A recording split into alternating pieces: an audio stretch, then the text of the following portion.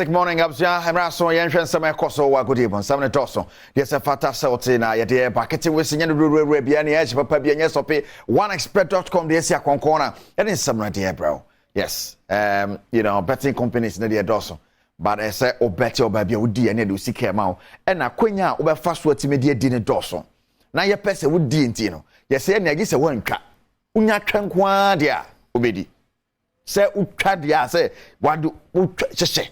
Unya tankwa obedi enti Kennedy yes one expert Dr. Momo one of pena and some no idea everyone of course you fast mixture and more than so ba na be memu and I said more gel and roll on so you pin bia at the few in my queen and kenwa and some idea everyone of course make us say bia na mini more dry my camera choko Kennedy Rutoku Nuana, Yerigima, that is some idea, Brona, Kijuana Cassani, Erica, everybody, a best area fee there, transfer window, a coso, and clubs out on a good source and San Aston and Yabre, Sansona, Chelsea, and Yabre, but Manchester United, I feel your Matias Sequani, Mommy Mason, Mount Away, and a brand now, 7 Jessino, and Obeshe, Manchester United, Akashi.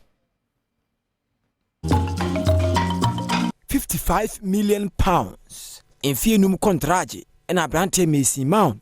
I didn't sakosha say them Mama United Bobo na ene wo free Chelsea Bobo ko ho unse sa transfer window yi ehase no na afanu mienu enchen na munyo ye kra ne titire ni Chelsea ekitafo no akopem se Messi Mount na ne dai so nyina ne se obebo Chelsea ne dia kwawe ye entimpo free mu a na dwene sesaye ya akopie Man U no omodwene ho omontiase na so Papa Ten Hag womfa ho transfer window yi ehase no when the player would decline kra ya ne nsa so mu a wo behwe se ne nsa beka bi di aka ho na next season wahye kina enye no nko a Angie Di Maria Argentina ni poboko no enka no na osi aka de ma wo no Benfica o Portugal abrante contract ne sae e Juventus for ho no wasan kopie mu Benfica anura o ma pound ho ntoma Di Maria e besan si akan e de ma Benfica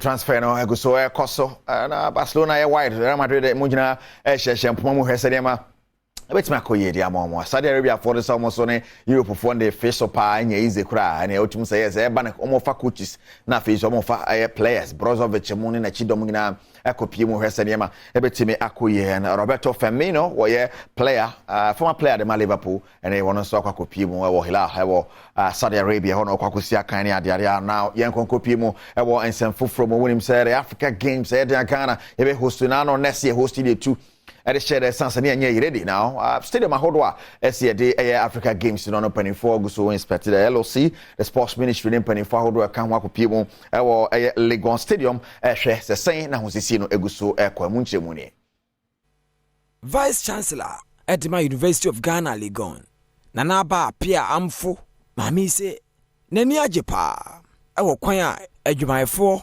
ekeka wo mo ho Legon omo park a enche African Games Ghana ebe hostu no Legon biaye efiti da mpeni for de omo satene so se ho ya biaye a omo besiesie ho na African Games na baso no wo mo nae enti enura na Ministry of Sports LOC de ma African Games no ina fe Legon mpeni for ka omo hu bo mu a omo kopie biaye ho At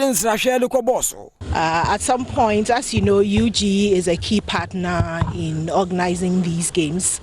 At some point, I was concerned that this wasn't going to happen, and it had implications for us also with regard to setting and readjusting our academic. The Sports Minister Mustafa Yusuf nso washagana fo nyina abo semo bia mbohu kra sika amu de bia hyemu ne daso a amu obi enti adwumayefo a obi aye ho no omo de asoshe beto omo so no mo wie ntem ansa na African Games no match bosomenim afia ebesimu no ahyase. We are going to ensure that the contractors complete the facilities on time for us to be able to do testing. And like you saw, the contractor did indicate that we are almost 70% completion, and some of the facilities are about 80%. The Games Village is almost 85% complete. Yes. So to assure the country and to assure you, the media, we will finish the facilities and we'll do the testing before the Games. Right, yeah, Games now be see ako. I was saying, dear, I have something which is there, but if I say, I said, Biabe Koye and Sana Chassis, I Sedimore gel and roll on, a pin Biabe Koye Sedimore, or call a drugstore, also Sedimore gel.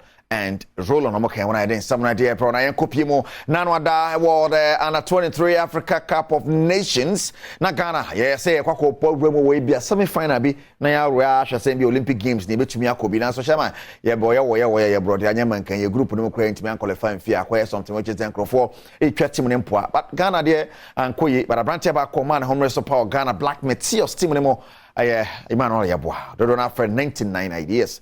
About to be PMO was and perfect and round in some to draw. Actually, Mosa, the nom Queno, Nanya Betesa, a who call by Ubiasa than Kasai, 99 ideas and some of the other together. You're quite name easy, dear, and the team since Ubia work hard. When Tinwin Minka say, and as I say, but I idea to say, teams in Ubia buy, Ubia prepares our bantino. Was she an say? The information ya obono and what they no NCA necessary nkukuna na obedi but all the same I just know what to me. Okay, now also feature there all the asenya mensa so and one ejana edembeko ejana without ejana whether no Morocco dey had any different Morocco crashes in Ghana Morocco crashes in Ghana. Inti obika say we are not beside there. So Morocco crowd yes papa. Baba ka say munya adequate preparation at the competition. Yes, if they started with Egypt. No, yeah the koi but Niamana ankoyi amfama yentina. You hope it's the next time ni opportunity na you will make use of it. Going for officer Ghana yediana that biano you betimi eye ho officer or say by you be kan ho abom na you be yadin say you kon dia more mine and one here